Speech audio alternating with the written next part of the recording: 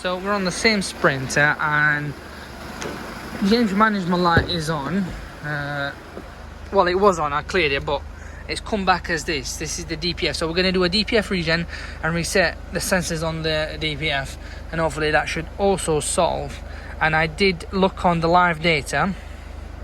If I show you here, exhaust system, DPF, and here it is. You can see why it's coming up, because it's a hell load more than what it should be. So it should be below 130.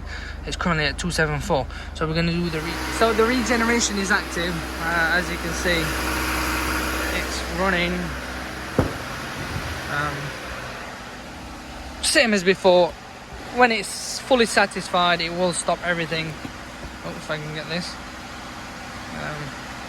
So it's just started now. It does say it will take about 35 minutes, maybe less, just depends really. We're 20 minutes into it and the DPF regen is still going.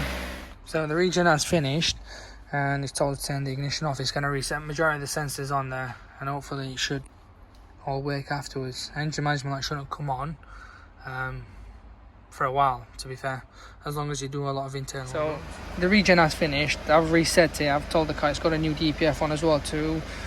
You're kind of tricking the man of the vehicle, and then I have informed the customer to do a motorway regen with the rev meter being at 3.5, whatever the mile per hour is. Obviously you don't want to go over the limit, but as you can see, everything's in good shape.